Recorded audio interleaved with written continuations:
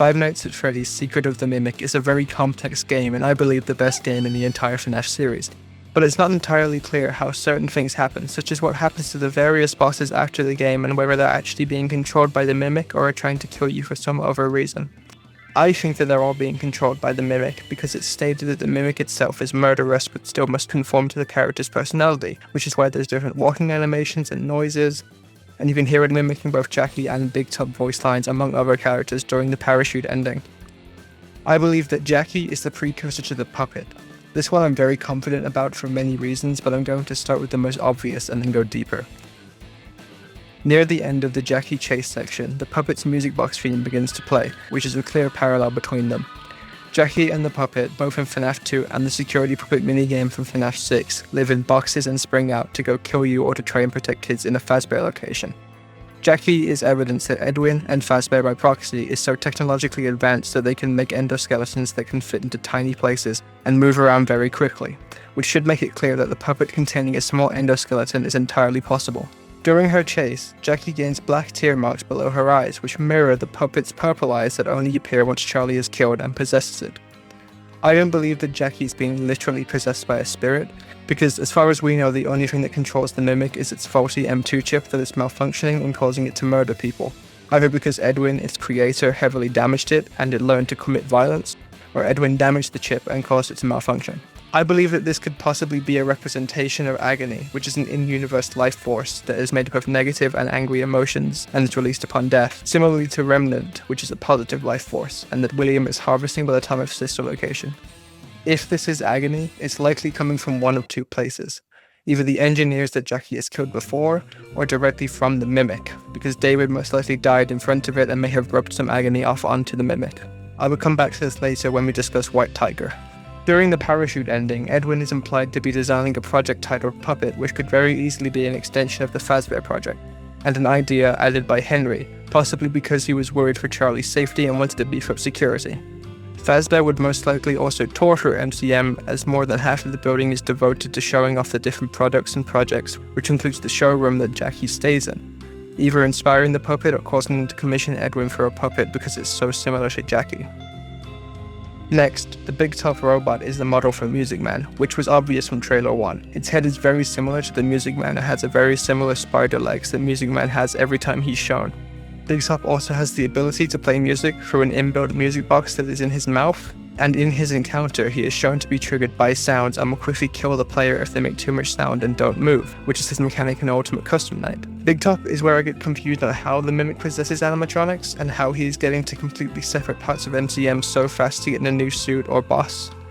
The only two bosses that we physically see the Mimic come inside will come up later, but to my knowledge there's no section where you can see the Mimic exit Big Top or see him inside. Dollie is the precursor to the sister location animatronics that William makes. Dollie is the only humanoid animatronic that we see this early in the timeline, and looks very similar in style to Ballora and especially Baby. She uses the same kind of metal plates for her body and face that is only seen in its sister location until the revival of Fazbear, with FNAF 6 and Security Breach around 40 years later. The only difference is that Dollie's face is not shown to open like the sister location and classic Freddy animatronics, which could mean that William altered them to be able to open fully to capture children for Remnant. I also believe that Dollie could have been a small inspiration for the Ella doll, but that's unconfirmed and she's not even in a game. Chica was very clearly made for Chica's Party World. The obvious reason is that Chica and the cupcakes are all wearing roller skates, and the ad for Chica's Party World shows that it was a roller rink. The Chica blueprint is shown throughout MCM, and she was inside of a shipping crate, which implies that she was about to be shipped to Chica's Party World, or she was just shipped to MCM for repair, although she is seemingly pristine, so I doubt that.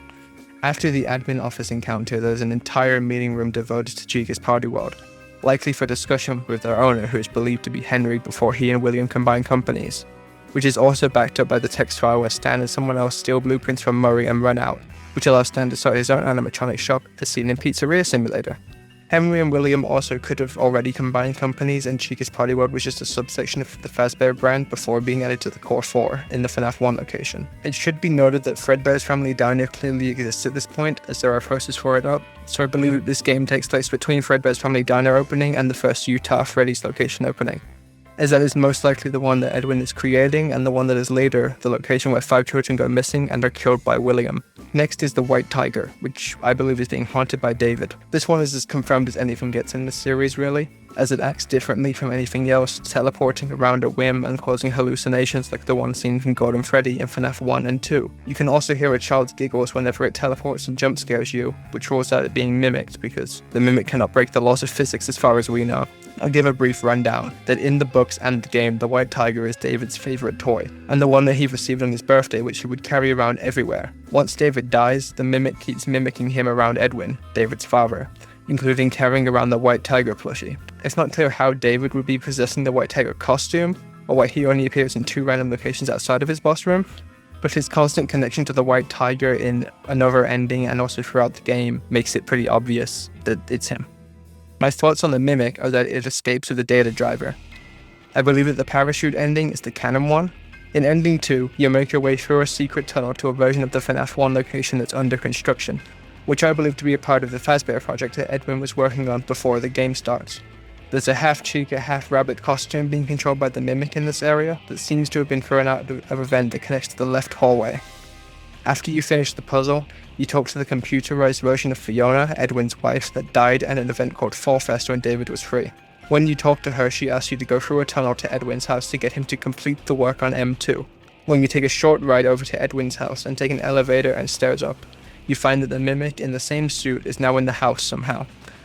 Once you finish this area's puzzle, which shows David's birthday year by year as Edwin becomes a workaholic and Fiona dies, and Edwin resigns to talking to his computerized version of Fiona, while David has to spend time with the first model of the mimic. Once David dies, the mimic keeps mimicking him and Edwin realizes that he can't use robots to replace the ones he loves and he beats the mimic, teaching it violence and leading to the mimic essentially becoming Edwin and killing him by blowing up Edwin's office.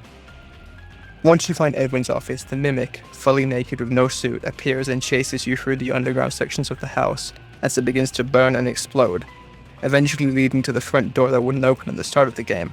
and allows you to leave the building with the data diver that holds the mimic's blueprints and all MCM data. This ending shows you driving but much more erratically as a bunch of botched animatronics parts cling onto your van and the mimic eventually breaks through the windshield and crashes the van, before taking the data diver for itself and leaving you to burn alive. It's not clear how this leads to the mimic being kept under the Pizzaplex by the time of Ruin, around 50 years later, but I would assume that at some point Fazbear finds him and locks him below the Pizzaplex for testing. If my belief that all endings are possible, but ending 2 is the only one that literally happens in universe is correct, that means that it was possible to fix the mimic and rewrite its impulses, so it will only act as a version of David as seen in the secret ending.